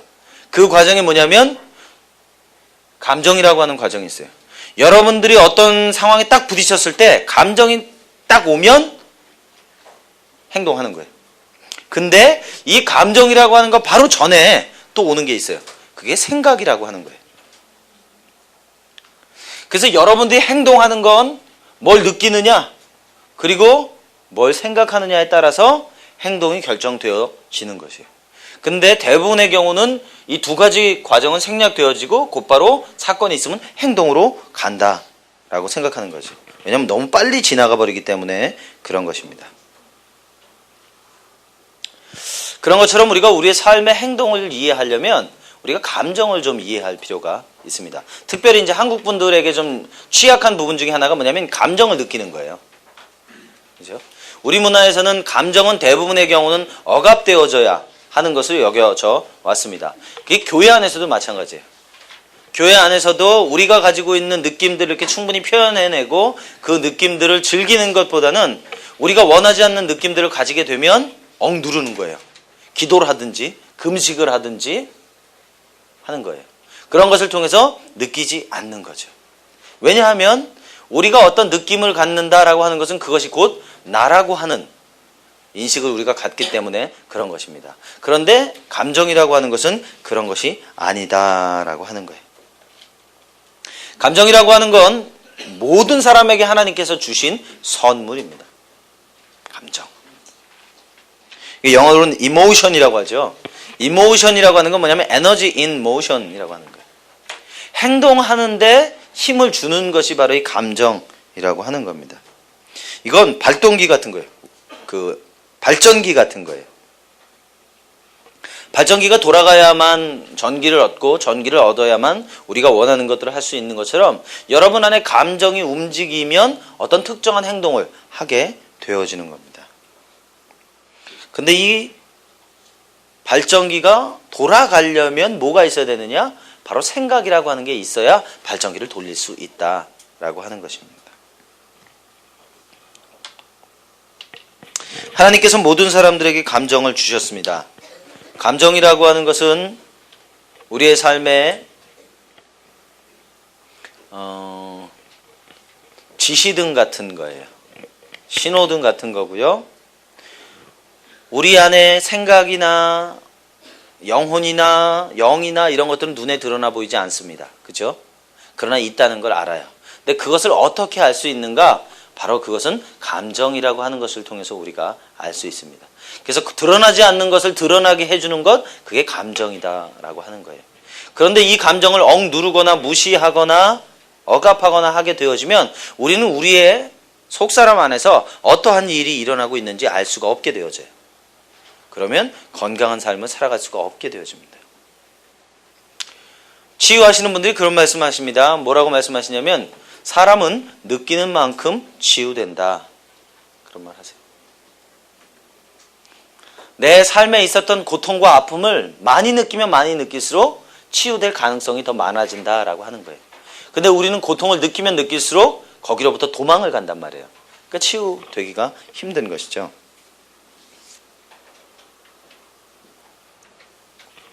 아담과 하와가 하나님 앞에 범죄했을 때 제일 처음에 어떤 감정을 갖게 되죠? 그 전에, 수치스러움 전에 두려움. 두려워하여 숨었다. 그래서 요한일서에 보니까 온전한 사랑이 두려움을 내어 쫓는다라고 말씀하십니다. 많은 경우에 사실은 이 두려움이라고 하는 것은 하나님께서 우리에게 주려고 하셨던 감정이 아니에요. 그럼에도 불구하고 거의 모든 사람에게 있는 것은 바로 두려움이다라고 하는 겁니다. 그리고 이 두려움은 우리의 삶 안에 있는 건강하게 살아갈 수 있는 모든 삶의 에너지를 앗아가요. 두려움이 있는 사람들은 건강한 삶을 살아갈 수가 없어요. 그렇죠? 두려움이 있다는 얘기는 두려워하는 생각이 있다는 거예요. 두려워하는 생각이 있다는 얘기는 두려움의 행동을 하게 되어질 거다라고 하는 것입니다. 그러나 어쨌든 간에 그 감정을 느끼는 것에 문제가 있는 것이 아니라 아담과 하와가 수치감을 느꼈든지 두려움을 느꼈든지 그것은 바로 내적인 상태 때문에 그러한 열매가 나타나게 되어졌다라고 하는 것입니다. 제가 이 감정 얘기할 때 이제 꼭 얘기하는 건데 여기 계신 분들은 아마 여러 번 들으셨을 내용들입니다. 제가 그 호주에 있을 때 자동차를 하나 샀어요. 86년도 홀든 까미라라는 차인데 나쁜 차입니다. 실패한 기종이에요. 근데 제가 그 차를 사가지고 운전을 하는데 자동차 계기판에서 자꾸 불이 들어와요. 깜빡깜빡하고 불이 들어옵니다. 그래서 제가 그 차를 샀던 곳에 가져갔어요. 이상하다. 이 차에서 자꾸 깜빡깜빡 불이 들어온다. 체크 엔진이라고 하는 표시가 들어온다. 그랬더니 이 사람이 엔진을 열어서 뭐 이렇게 보더니 내가 생각할 때는 이 차는 문제가 없다. 그런데 아마 배선이 좀 잘못되어 있는 것 같다. 그냥 타라. 그래서 그래 그럼 알았다. 왜냐면 또 싸게 샀기 때문에 뭐 이렇게 할 말이 없더라고요. 그래서 알았다. 그리고 실제로 타는데 문제가 없었어요. 잘 다녔어요. 그러던 어느 날 1년이 딱 지났어요. 1년이 지나고 나서 어느 집에 제가 놀러 가는데 교차로에서 좌회전을 딱 하는 순간 차가 섰어요. 차가 딱 서버렸고 그 차를 견인해가지고 메카닉한테 가져갔어요. 근데 메카닉한테 연락이 왔습니다. 뭐라고 얘기했냐면 엔진을 좀 열어봐야 될 것 같다. 근데 망설일 수밖에 없었어요. 왜냐하면 엔진을 열면은 차를 고치든 안 고치든 300불에서 500불을 내야 돼요. 근데 문제가 없으면 돈만 날리는 거예요. 근데 그 사람은 지금 이걸 열지 않고서는 문제를 해결할 수가 없다. 그래요. 그럼 뭐 할 수 없다. 열어라. 근데 엔진을 딱 열어서 보니까 어떤 문제가 있냐면 엔진에 물이 가득 찼어요. 결론적으로 그 차의 엔진은 쓸 수가 없게 되어졌어요. 그래서 새로운 엔진으로 바꿔야 된다. 그렇게 얘기하더라고요. 제가 그 차를 2,500불 주고 샀고 1년 지나고 나서 1,500불이면 살 수 있는 차였어요. 근데 엔진 바꾸는데 1,500불이 든대요. 그리고 이것저것 하면 한 1,700불 정도 내야 된대. 제가 어떻게 고쳐요? 그 돈 있으면 딴 차 사지. 못 고친다. 너 가져라. 끝났어요. 감정이라고 하는 건 뭐냐면요. 그런 거예요. 여러분의 엔진에, 내적인 사람의 엔진에 문제가 있으면 깜빡깜빡 불이 들어옵니다. 그게 감정이에요. 어떤 사람은 외로움으로, 어떤 사람은 두려움으로, 어떤 사람은 슬픔으로, 어떤 사람은 거절감으로 깜빡깜빡 불이 들어오기 시작해요. 그러면 그 깜빡일 때 아하, 지금 내가 문제가 있구나, 도움을 받아야 되겠다 하면 해결되는데 그렇게 하지 않는다는 거예요. 이게 왜 이렇게 자꾸 깜빡거리는 거야? 보기 싫으네. 보기 싫으니까 어떻게 해요? 망치를 하나 들고 와가지고 꽝 하고 더 이상 깜빡이지 못하게 한단 말이에요. 그럼 어떻게 되느냐? 운전을 그냥 하죠. 근데 1년이 지나고 2년이 지나면 차가 서버려요. 그리고 엔진에는 물이 가득 차게 됩니다. 인생도 똑같습니다. 여러분들이 여러분 삶 가운데 여러 가지 형태의 감정들이 찾아올 때 그 감정을 바라봐야 돼요. 그 감정을 느껴야 돼요. 그 감정을 인정해야 돼요. 그래야 여러분 속사람 안에 어떤 일이 일어나고 있는지 우리가 볼 수 있습니다. 근데 그것을 망치로 부숴버리게 되어지면 여러분이라고 하는 차의 엔진은 서버린단 말이에요. 그리고 그 엔진이 서버리면 너무 늦어버리는 것입니다. 그런 것이 감정입니다. 그래서 오늘 이따 워크숍 할 때 이 감정에 관한 걸 좀 저희가 하려고 합니다. 감정이라고 하는 건 여러분의 과거의 경험, 인식, 그리고 여러분이 믿어왔던 거짓말들, 이런 것에 의해서 영향을 받게 되어집니다. 감정이 갑자기 어느 날 그냥 짠 하고 생기는 게 아니다라고 하는 거예요. 많은 경우에 학습되어지는 경우들이 많이 있다. 사단이 왜 여러분의 어린 시절을 공격하느냐 하면 어린 시절에 한번 형성되어진 생각들과 감정들은 평생 가기 때문에 그런 거예요. 젤로라고 하는 게 있는데 젤로 가루가 있어요. 그 가루를 물에 이렇게 잘 타가지고 냉장고에 넣어놓으면 이렇게 굳어요. 근데 제리뽀 같은 거 있죠. 그런 거예요. 근데 이게 조그맣잖아요. 근데 외국에서는 이 통으로 팔아요. 그래서 이렇게 해가지고 커다랗게 만들 수 있어요. 근데 이게 커다랗게 만드는데 거기다가 이제 뜨거운 시럽을 쭉 부으면 어떻게 되냐면 길이 생겨요. 그죠? 이렇게 녹으니까 길이 생길 거 아니에요. 길이 생기고 난 다음에 그 다음에 어떤 시럽을 붓든지 새로운 길이 생기는 게 아니고요. 이미 나 있는 길로 계속해서 시럽이 흘러가게 되어져요. 우리도 마찬가지입니다. 여러분들이 10대 이전에 여러분의 삶에 형성되어졌던 사고 방식들, 감정들, 이러한 것들이 한번 길이 생기면 새로운 길이 생기는 게 아니라 그 길대로 평생을 살아가게 되어진다라고 하는 거예요. 그러니까 사단이 어린 시절을 공격하는 거죠. 부모님을 통해서, 환경을 통해서, 상황을 통해서.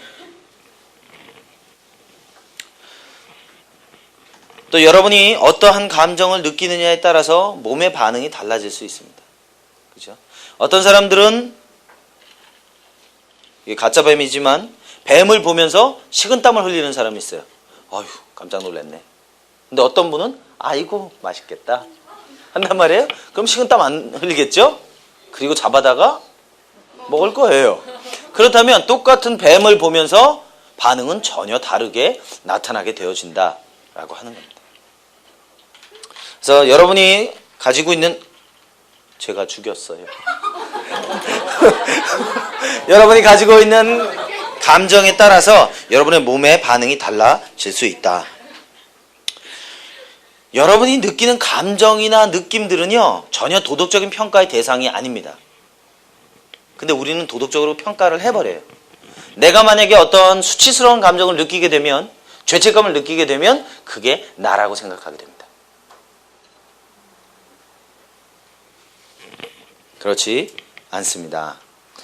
여러분들이 어떤 것을 느끼든지 그것은 도덕적인 평가의 대상이 아닙니다. 그걸 인정해야 돼. 여러분 안에 어떠한 생각들이 있는 것이에요. 어제 말씀드렸죠. 우리의 본질상 우리는 영적인 사람들이에요. 그렇죠? 우리는 이미 새롭게 되어진 사람들이기 때문에 어떠한 행동이나 어떠한 생각으로 인해서 여러분들이 거듭날 수 있거나 거듭날 수 없거나 의로워질 수 있거나 의로워지지 않을 수 있거나 하지 않다라고 하는 것입니다. 그래서 도리어 여러분 안에 어떠한 감정들이 생긴다면 여러분 안에 하나님으로부터 오지 않은 생각들이 숨어져 있다라고 볼 수 있겠어요. 그래서 그러한 생각들을 하나 둘씩 제거하게 되어질 때 우리는 그리스도와 그리스도의 마음을 가지게 되어질 것입니다. 그리고 그 마음처럼 그 마음대로 살아가게 되어지는 거죠. 도덕적인 평가는 언제 우리가 하게 되어지느냐 하면 우리 감정을 행동에 옮겼을 때 개입하게 되어집니다. 여러분들 중에 혹시 뭐 물건을 파시는 세일즈 하시는 분들, 자동차를 파시거나 물건을 파시거나 뭘 파시는 분들이 이제 많이 배우는 게 뭐냐면 어떻게 하면 사람들의 물건을 사게 할 것인가, 어떻게 하면 차를 사게 할 것인가, 어떻게 하면 뭔가를 계약하게 할 것인가. 그렇게 하는 데 있어서 결정적인 역할을 하는 게 뭐냐면 감정을 움직이는 거예요. 감정을 움직이는 거. 요새는 뭐 많이 안 하지만 그 바이어나 이런 사람들 오면 비싼 음식점, 무슨 뭐 룸사롱 뭐 이런 데 가서 많이 먹이고 그런단 말이에요. 그게 왜 그러냐면 이성적으로 사람이 생각하면 어떻게 돼요? 이 회사가 우리랑 계약을 해서 우리가 이익을 남기겠는가? 그런 여러 가지를 따져볼 거 아니에요. 그런데 그러한 여러 가지 그 향응을 제공하면서 생각을 흐리게 하는 거예요. 감정이 움직이게 하는 거예요. 그래서 그 감정에 따라서 결정하도록 유도하는 거예요. 그래서 어떤 계약을 할 때는요, 보통 아침에 안 합니다. 왜? 아침에는 사람이 이성적이거든요. 저녁 때 하는 거예요. 저녁 때. 돈 빌리시려면 아침에 만나지 마십시오. 저녁에 만나서 마음을, 감정을 좀 움직이면 그것이 행동으로 유발되어질 수 있다라고 하는 겁니다. 가만히 보세요. 여러분들이 어떤 때 물건을 사는가? 홈쇼핑, 여러분 홈쇼핑 하시나요? 안 하시나요? 홈쇼핑에서 물건 싼 것도 있어요. 중독자들만 홈쇼핑 하는 거 아니에요.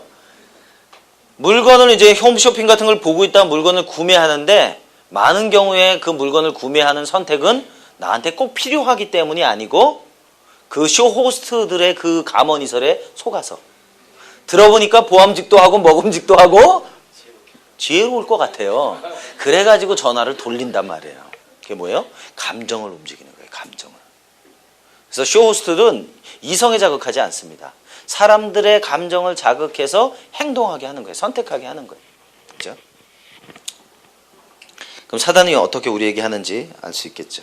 자, 감정의 체계라고 하는 건 어떻게 되어 있냐면 연결되어져 있어요. 서로. 그래서 감정 자체가 스스로 뭔가를 하는 건 아닙니다. 감정은 여러분의 영혼과 모두 다 연결되어져 있다.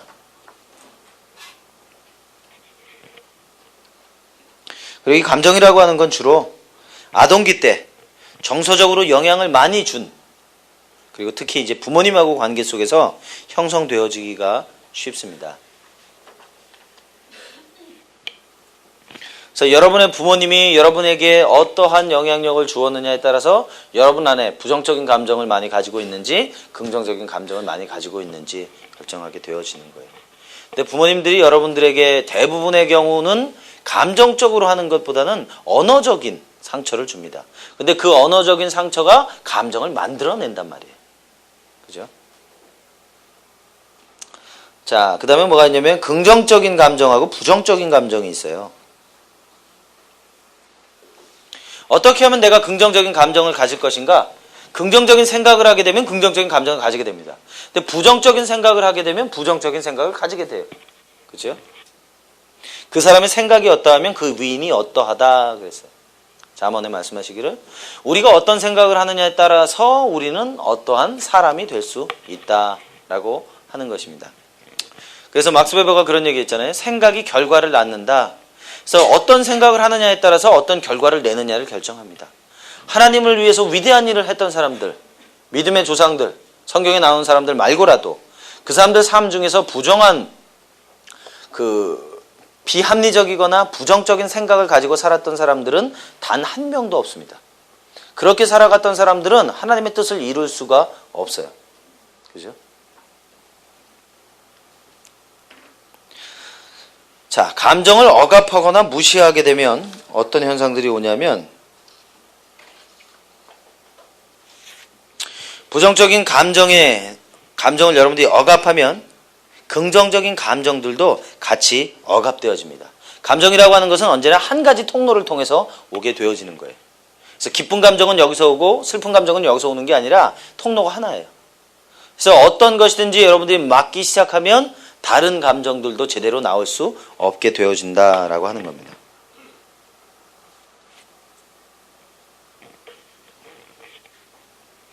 감정은 매 순간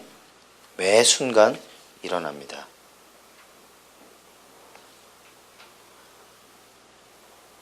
우리가 느끼고 있지 못하고 인지하고 있지 못할 뿐이지 매 순간 우리 안에 감정들이 일어나요. 이따가 그 워크숍 하실 때 두 가지를 할 건데 한 가지는 뭘 할 거냐면 감정 나누기를 할 겁니다. 오늘부터 금요일까지 계속 할 거예요. 제일 처음에 모이시면 제일 처음에 뭘 하시면 되냐면 내 기분을 나누세요. 나 지금 기분이 어때요? 그죠? 굉장히 은혜스러워요. 뭐 이런 거 말고 여러분이 느끼는 거. 감정이라고 하는 건 한 가지만 여러분 느끼는 게 아니고요. 한 그 순간에 여러 가지 감정을 같이 느껴요. 아, 기뻐요? 근데 슬퍼요. 재미있어요? 근데 재미없어요. 외로워요? 근데 즐거워요. 그래서 아주 다양한 감정이 여러분 안에 내재되어져 있습니다. 그래서 그 순간에 여러분이 느끼는 감정을 나눠주세요. 그게 뭐가 됐든지 관계없어요. 그죠? 그래서 전체적으로 한번 쭉 돌아가시면 한 3분에서 5분 정도 걸릴 겁니다. 물론 어떤 분들은 나 기분이 나빠요 그러면서 이제 그날 하루의 일을 다 풀어내시는데 그건 하지 마시고 그냥 간단하게 여러분의 감정들을 나눠주시는 정도까지만 해주시면 좋을 것 같습니다. 이걸 금요일까지 매일 모일 때마다 하시는데 그거 하고 또 숙제를 드릴게. 감정일지라는 걸 오늘부터 쓰기 시작하세요. 감정일지. 여러분들 아마 숙제하시는 노트들도 있으실 거고 아니면 그냥 여러분들 개인적으로 전화를 쓰시는 노트 같은 거 있죠. 거기에다가 감정일지라고 하는 걸 쓰기 시작하십니다. 그래서 이거는 어떤 걸 쓰는 거냐면 여러분의 사건이나 여러분 삶에 있었던 사건이나 생각을 쓰는 게 아니라 여러분이 느꼈던 거. 이게 그 중고등학생들이 잘 하죠. 엄마 아빠가 중고등학생들 특히 여학생들 일기 읽어보면 뭐 난리 나죠. 죽겠다는 건 얼마나 많은지 별의별 희한한 얘기가 다 있잖아요. 그런 게 사실은 감정을 써놓은 거예요. 거기다 써놓고 대부분 안 죽어요. 그러니까 염려하실 필요 없고 여러분이 느껴지는 거 매일매일에 느끼는 걸 한 페이지 정도씩 쓰기 시작하시는 거예요. 왜 근데 이걸 쓰느냐면 말씀드렸던 것처럼 우리는 대부분의 경우가 감정이 기본 수준에서 떨어져 있어요. 감정이 많이 있는 게 아니라 대부분 감정이 별로 없단 말이에요. 그래서 그 감정들을 풍성하게 하기 위해서 감정일지라고 하는 걸 쓰는 거예요. 그래서 이거는 뭐 일주일, 2주일 만에 여러분의 모든 감정들이 회복되지는 않습니다. 하지만 한 달을 쓰고 두 달을 쓰기 시작하시면 여러분도 몰랐던 여러분들에 대한 이해함을 가지게 되어져요. 내가 이런 생각하고 사는구나. 내가 이런 감정 가지고 있구나. 아유, 나도 몰랐네. 근데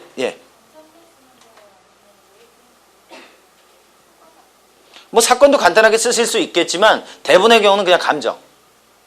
그냥 감정들을 풀어내시는 거예요. 아, 내가 이런 감정들이 느껴진다. 내가 왜 이런 감정이 느껴질까? 아, 내가 언제부터 이런 감정을 느꼈을까?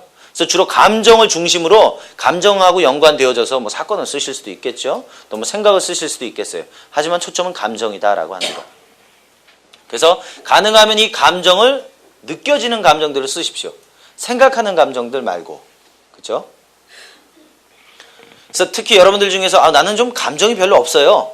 형제분들이 좀 많이 그런 분들이 있죠. 써보세요. 그럼 여러분의 안에 얼마나 감정들이 풍성한지 보실 수 있게 됩니다. 그리고 그 감정들을 쓰기 시작하면 여러분이 전혀 다른 사람으로 인식되어지기 시작해요. 그래서 가능하면 이건 뭐 이 세미나를 위해서가 아니고 여러분 자신을 위해서 감정일지를 쓰는 건 굉장히 좋은 일입니다. 그래서 뭐 작은 메모지에다가 쓰셔도 좋고요. 자, 그리고 또 이따 뭐 하시면 되냐면 그 흰 종이를 하나씩 드렸을 거예요. A4지 한 장씩 받으셨죠? 거기다가 뭘 쓰시면 되냐면 가면을 만드십니다. 가면을 만드시는데요. 가면 모르세요? 가면? 마스크. 오케이. 예. 그 A4지에다가 여러분 얼굴을 그리시는 거예요. 여러분 가면을 다 그리세요. 눈도 만드시고 코도 만들고 입도 만드세요. 그리고 거기다 뭘 쓰시냐면 겉표지에다가는 여러분들이 다른 사람들에게 드러내고 싶은, 보여주고 싶은 감정, 그리고 보여주고 싶은 모습 겉에다 쓰세요. 그리고 안쪽에다는 뭘 쓰시냐면 정말 여러분들이 생각하는 여러분 자신, 그리고 여러분의 모습, 여러분의 느낌을 안쪽에다 쓰세요. 이해됩니까?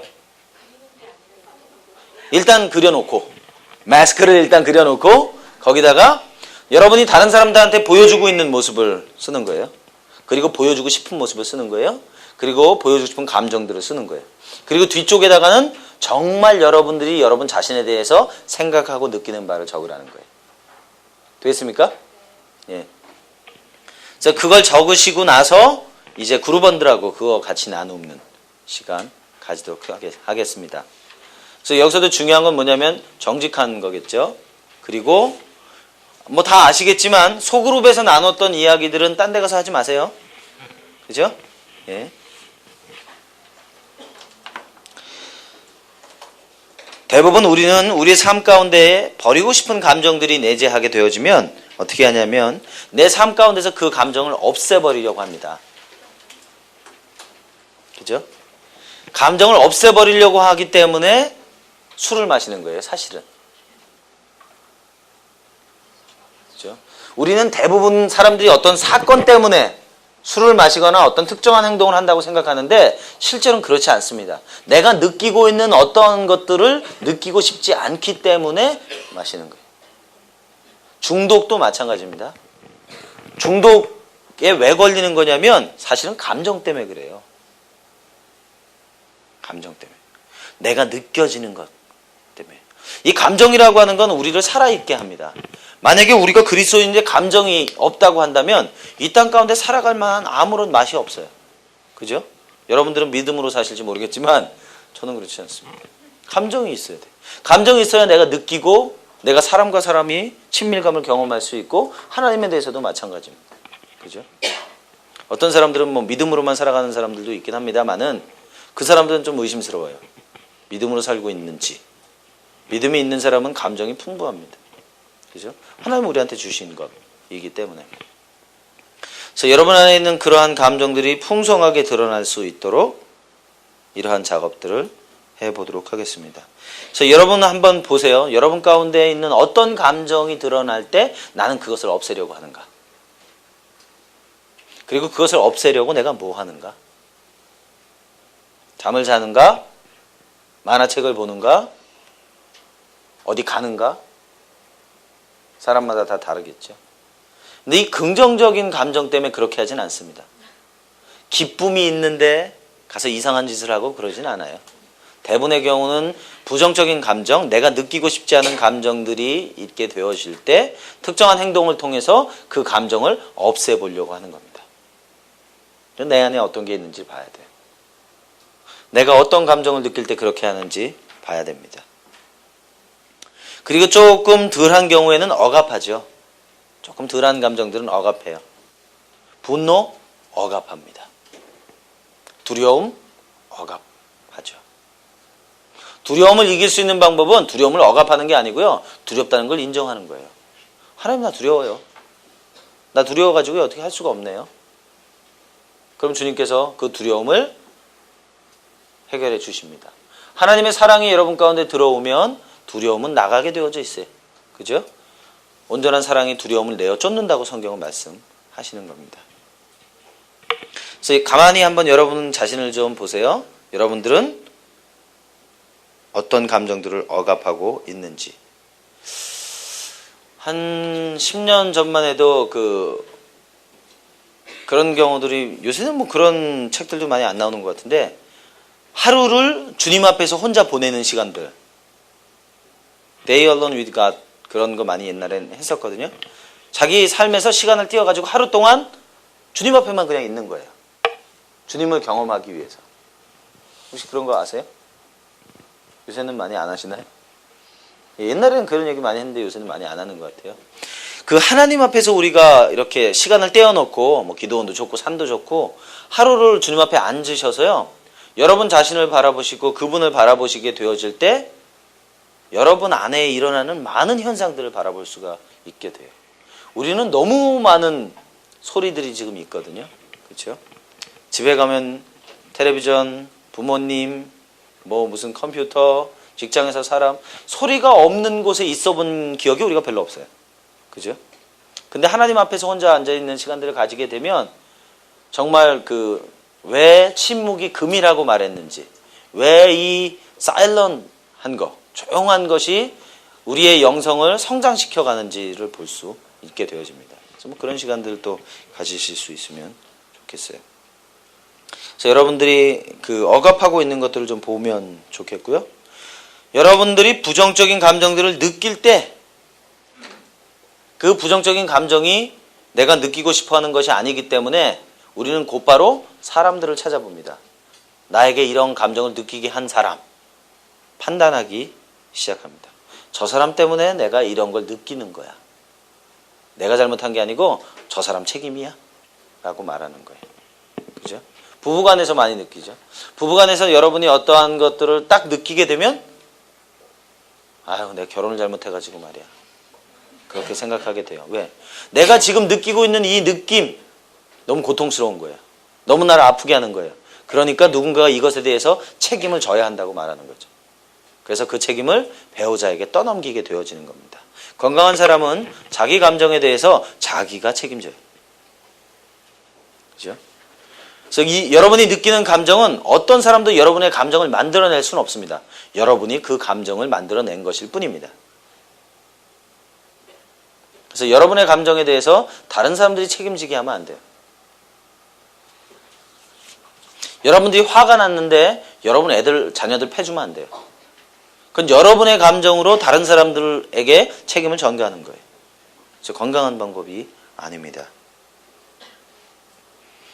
그래서 이 세 가지를 보시면서 나는 어떤 때 이렇게 하는가. 그래서 생각의 속도를 늦춰야 돼요. 생각의 속도를. 무슨 빌 게이트는 생각의 속도를 빨리 해야 되는지 모르겠지만 사실 건강한 사람이 되려면 생각의 속도를 자꾸 늦춰야 돼요. 자꾸 늦춰서 자기 안에서 일어나는 속사람의 반응을 봐야 돼요. 요새 이제 부각되어지는 것 중에 하나가 뭐냐면 영혼의 영혼의 치유. 이러면 소울 테라피라고 하는 게 있어요. 소울이라고 하는 거. 이 소울이라고 하는 건 영이 아니거든요. 그러나 생각도 아니고 감정도 아니고 의지도 아니에요. 근데 소울이라고 하는 게 있다는 거예요. 사람에게. 이해되세요? 사람은 소울이 있어요. 혼이 있단 말이에요. 근데 이 혼은 지정의가 아니에요. 이것은 펑션이에요. 기능이에요. 지정의는 그 기능 말고 누구에게나 혼이 있어요. 근데 이 혼하고 우리가 맞닿게 되어질 때 우리는 훨씬 건강해진다라고 얘기합니다. 그래서 요새 나오는 기독교 서적들 중에 이러한 소울, 우리 안에 있는 소울과 맞닿기 위한 그러한 어떤 치유를 하시는 그런 분들도 많이 있어요. 근데 그것을 하려면 가장 중요한 게 뭐냐면 바로 감정을 느끼기 시작해야 된다. 내가 그 감정을 경험하기 시작해야 된다. 그래야만 그 다음에 여러분 삶 가운데 있는 그 깊은 부분까지도 다가갈 수 있게 되어진다라고 하는 거예요. 그래서 감정이 없이는 우리가 할 수 있는 게 아무것도 없다라고 하는 겁니다. 예, 뭐 이 정도 하고요. 그 다음 페이지 보시면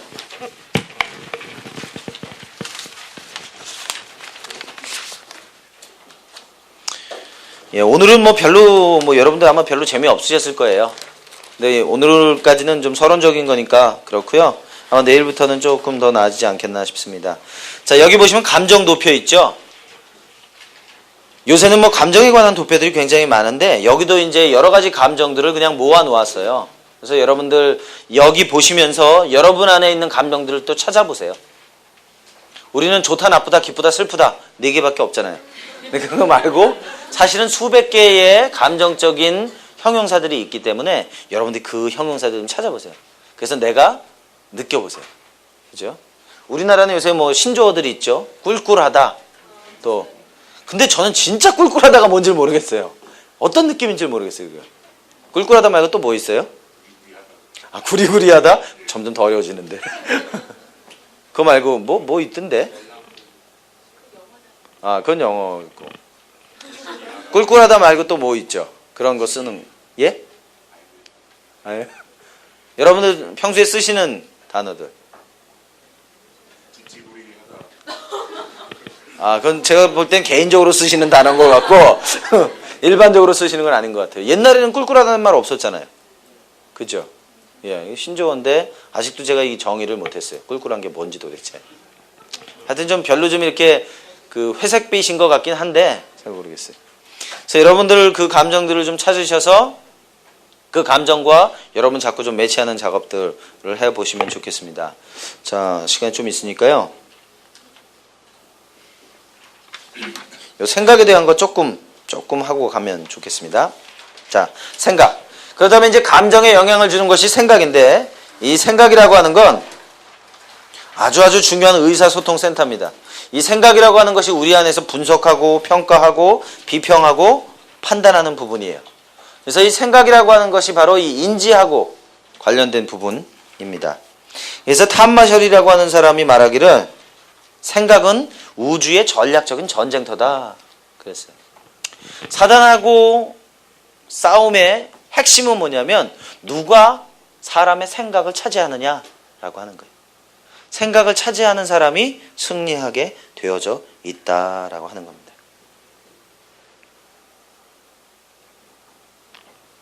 성경에서는 이 생각이라고 하는 단어가 로마서에 참 많이 나와요. 한 16번 정도 나오게 되는데, 그리스도인의 삶 그리고 그리스도인의 성장에서 생각을 빼면 사실은 성장도 없고 삶도 없어요. 그러니까 그만큼 중요한 역할을 하는 것이 바로 생각이다 라고 하는 겁니다. 그래서 바로 이 생각을 가지고 사람 됨됨이가 결정되어지고, 우리의 이 생각, 신념의 기반으로 우리의 감정, 행동이 지배되어진다 라고 말합니다. 그러나 이제 여기서 우리가 한 가지 좀 기억해야 될 건 이런 겁니다. 일반적으로 생각은 감정을 만들어내고 감정은 행동을 만들어낸다. 이게 가장 일반적이고 맞는 거예요. 그런데 아기가 태어나자마자는 사실은 인지가 없어요. 그죠? 감정뇌만 있다고요. 그런 경우들은 사실은 감정이 생각보다 앞서는 경우예요. 그죠? 그러나 일반적인 경우는 생각이 감정을 만들어내고 감정이 행동을 만들어낸다라고 하는 것입니다. 그래서 이것이 뭐 100%다라고 말할 수는 없는 거예요. 배가 고픈 아이들은 그것을 인지적으로 인펜트가 머리로 인식하는 건 아니에요. 근데 반응하는 거예요. 그렇죠? 느끼는 거예요. 그리스 철학자 중에 이 기독교로 개종했던 사람 중에 에피클레투스라고 하는 사람이 이런 말을 했습니다. 인간을 방해하는 건 사건이 아니라 그것을 받아들이는 그의 관점이다. 글쎄요. 존 밀턴이라고 하는 사람이 뭐라 그랬냐면, 생각은 그 자체만의 자리가 있는데 그것은 지옥에서도 천국을 만들어낼 수 있고 천국에서도 지옥을 만들어낼 수 있다. 맞는 말이죠? 다시 한번요. 생각은 그 자체만의 자리가 있는데 그것은 지옥에서도 천국을 만들어낼 수 있고 천국에서도 지옥을 만들어낼 수 있다. 결국은 생각하기 나름이다 라고 하는 거예요. 그건 윤종현이 말했습니다. 생각하기 나름이다. 그 햄릿, 윌리엄 셰익스피어의 작품에 보면 햄릿이 그런 말을 해요. 좋고 나쁜 건 없다. 다만 생각이 그렇게 만들 뿐이다. 그렇죠? 좋은 것도 나쁜 것도 내가 만들어내는 것이다 라고 하는 거예요.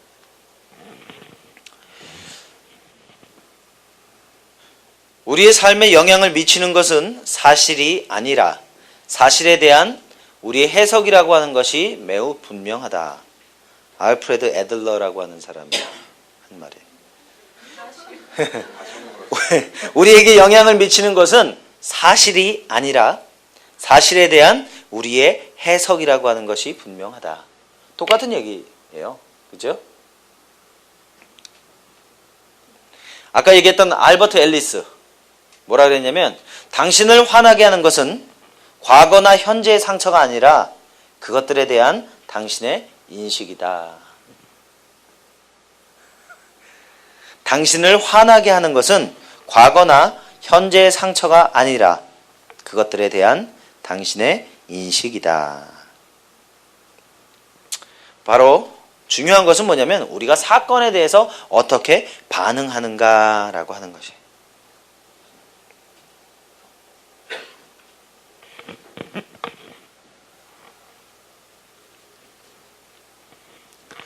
이런 겁니다. 여기다가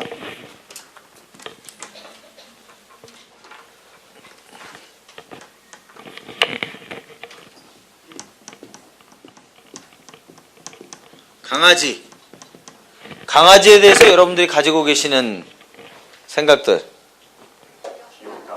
귀엽다.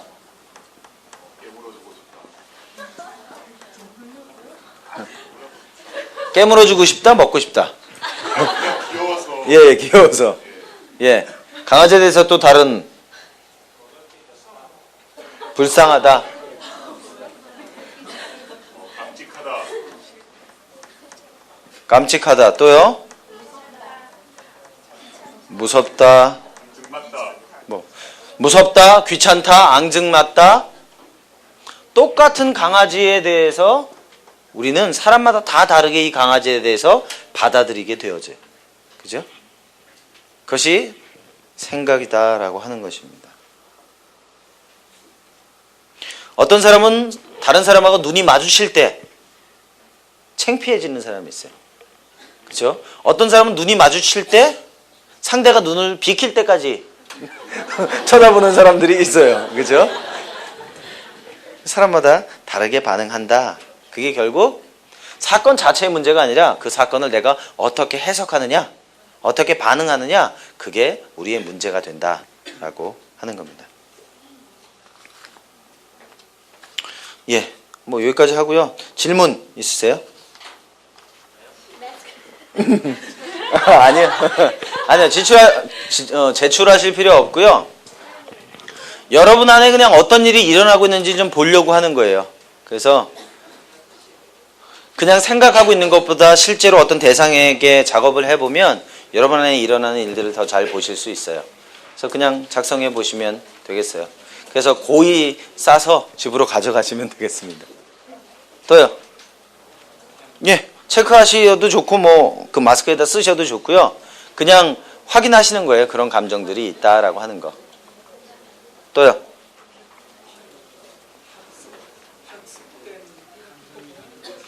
학습된 감정이요. 예.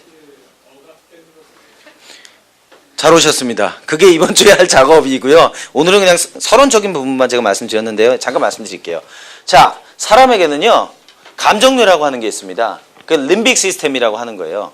뇌. 지금 저 뒤쪽에 가면 다시 말씀드리겠습니다만, 그 림빅이라고 하는 것이 있는데 이걸 흔히 감정뇌다. 근데 여러분들이 살아가면서 어떤 특정한 경험을 하게 되잖아요. 그러면 그것이 여러분의 감정뇌에 기록됩니다.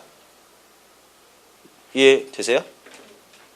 만약에 여러분들이 누군가로부터 두드러 맞았다라고 하게 되면 이게 어떻게 되냐면 그것이 여러분의 몸의 반응을 통해서 시상으로 들어가고 이 시상에서 곧바로 림빅 시스템으로 가요. 그래서 이 림빅 안에서 언제든지 여러분이 그것과 비슷한 상황을 딱 경험하게 되면 림빅이 작용을 합니다. 그래서 그러한 느낌을 다시 느끼게 되어지는 거예요. 그죠? 자, 그러면 이러한 것이 이제 우리가 갖고 있는 이 느낌, 감정들인데 이것을 어떻게 바꿀 거냐? 그거죠. 그 질문 하신 거죠. 맞습니까? 예. 그것 세미나 하는 겁니다. 저희가. 그것을 어떻게 바꿀 거냐면 네오콜텍스로 그 림빅을 조절할 수가 있습니다. 전전두엽에서 통제하는 기능이 있어요. 그래서 그 부분은 이제 강의 때 더 말씀드릴게요. 그래서 여러분들이 지금 원하는 느낌들이 있어요. 그리고 원치 않는 느낌들이 있는데 그 원치 않는 느낌을 바꿀 수 있는 방법은 느낌을 그냥 내가 어느 날 바꾼다고 해서 바꿀 수 있는 게 아니라 이 느낌을 가지게 했던 사고를 바꾸게 되어졌을 때 느낌이 변하게 되어진다라고 하는 겁니다. 그래서 제가 오늘 여러분에게 말씀드렸던 것은 느낌을 바꾸라고 하는 것이 아니라 느끼라고 하는 거예요. Feel it. 그게 오늘의 과제입니다. 그래서 지금은 여러분들이 어떤 것이든지 그냥 느끼시라는 거예요. 그래서 그걸 바꾸는 건 다음에 작업할 테니까요. 근데 그것을 느낌이 그냥 뭐 좋은 느낌을 내가 가져야지 한다고 해서 바뀌지 않습니다. 그죠? 예, 그런 의미로 오늘 여러분에게 드렸던 것은 그냥 느끼는 것까지 인정하고 받아들이는 것까지만 오늘 하겠습니다. 그래서 내일부터 그걸 바꾸는 작업 같이 하겠습니다. 그거 하는 게 이 도표예요. 어디 갔어? 진리를 찾아 떠난 내면 여행. 이 도표가 그 내가 느끼고 싶지 않은 감정들을 바꿔내는 작업을 하는 겁니다. 제가 말씀드렸던 것처럼 여러분 안에 혹시 많이 평소에 우울해 하시는 분들, 대부분 우울해 하시는 분들은 사고 구조를 보면 굉장히 부정적인 사고들을 많이 하세요. 그러면 우울함에서 벗어나려면 아무리 약을 많이 먹어도 해결되지 않고 우울하게 하는 그 생각 구조를 바꿔버리면 감정이 변하게 되어져요. 그래서 인지행동치료가 우울증에게 가장 많이 사용하는 방법이 그 이유가 바로 거기에 있는 겁니다. 예, 한 가지만 더 질문 받겠습니다. 있으시면. 예. 아니요, 질문을 많이 하시는 게 좋습니다. 예. 그것은 팔과의 강에 나옵니다. 그게 림빅 렉이라고 하는 거거든요. 두 가지가 다 가능하거든요. 예, 그래서 그거는 이제 강의 때 말씀을 드리겠습니다. 예, 좋습니다. 고민하시는 게 사실은 더 좋은 일입니다. 그래서 그건 강의 때 커버가 되겠습니다. 예, 그렇죠. 예, 예. 내가 지금 이런 질문 하시는 거예요. 여러분들이 아주 간단한 예가 이런 겁니다. 여러분 생각 안에 나는 쓰레기야 라고 하는 생각이 있어요. 나는 더러워 라고 하는 생각이 있어요. 그러면 그 생각이 여러분 안에 어떤 감정을 만들어내겠어요? 부정적인 감정을 만들어내겠죠. 나는 쓰레기라고 생각하니까 굉장히 너무너무 사람들을 창피하고 쓸쓸하고 그럴 거란 말이에요. 그렇다면 하나님이 말씀하신 진리는 뭐겠어요? 맞아, 넌 쓰레기야. 그게 하나님 말씀하시는 거예요? 아니죠. 하나님이 말씀하시는 건 뭐냐면 너는 사랑스러운 아이야. 근데 문제는 뭐냐면 내가 그것을 받아들이고 있지 못하단 말이에요. 바로 나는 쓰레기야라고 하는 이 거짓말이 제거되어져야 돼요. 이 내면 여행하는 작업하는 게 그거예요. 여러분이 믿고 있는 거짓말을 십자가에 못 박고 진리로 새롭게 되어졌을 때 그 진리가 여러분 안에 심겨져서 그 진리에 의한 감정이 여러분들을 움직여가는 거예요. 저번에 들었던 세미나는 초점이 주로 어디에 있냐면 과거에 초점이 있어요. 그러나 이번 세미나는 주로 초점이 현재에 있어요. Here and now. 그래서 포커스가 다 달라요. 근데 이것이 하나에만 집중할 필요가 아니라 집중할 필요가 없고 통합되어져야 될 필요가 있어요. 우린 과거도 현재도 미래도 다 다뤄야 될 필요가 있다라고 하는 거죠. 그래서 그런 작업을 하는데 이 작업을 하면서 우리가 단순히 인지적인 작업만 하는 게 아니고 인지적인 작업과 아울러서 하나님께서 이것에 개입하셔야 돼요. 그죠? 그래야 주님께서 바꿔나가실 수 있어요. 그래서 제가 이제 내일이나 내일 모레 되면 여러분들한테 그런 숙제도 드릴 거예요. 진리로 주님께서 여러분에게 진리로 바꿔주신 게 있으면 그거를 녹음하는 거예요. 계속 녹음해놓고 밤에 들으면서 자는 거예요. 그것도 한 가지 방법일 수 있어요. 그래서 이 차트를 한 장 쓴다고 해서 여러분 안에 있었던 거짓말이 완전히 다 한 번에 제거되는 건 아닙니다. 하지만 이 차트를 한 장 쓰는데 1, 2분 만에 쓸 수 있는 것도 아니에요. 적어도 30분, 1시간 한 가지 작업을 해나가는 거죠. 그렇게 되어질 때 여러분이 원래 누구였는지를 발견하게 되는 거예요. 말씀드렸잖아요. 이미 여러분들은 모두 다 하나님의 자녀고 의로운 사람들이에요. 근데 그 의로움을 우리가 모르고 있단 말이에요. 사단이 넣어준 거짓말로 속고 있단 말이에요. 근데 주님께서 다시 그것을 우리 가운데 넣어주실 때 회복이 된다라고 하는 거예요. 무슨 말씀인지 이해되시겠습니까? 그래서 성화라고 하는 것, sanctification이라고 하는 것, 그리고 거룩해진다라고 하는 것은 점점 나아진다라고 하는 걸 말하는 게 아니에요. 우리가 몰랐던 것을 깨닫게 되는 거예요. 그게 바로 성화되어진다라고 하는 거예요. 그죠? 왜? 의로움이라고 하는 건 언제나 관계하고 관계가 있는 거예요. 그죠? 되겠습니까? 예. 자, 오늘 요 정도 하겠습니다. 이 정도 하고 제가 잠깐 기도하고 마치겠습니다. 그리고 소그룹 진행하겠습니다. 하나님 아버지, 하나님의 은혜가 필요합니다. 저희 안에 많은 질문이 있습니다. 그리고 저희가 정말 주님 앞에서 온전하게 되어주고 싶습니다.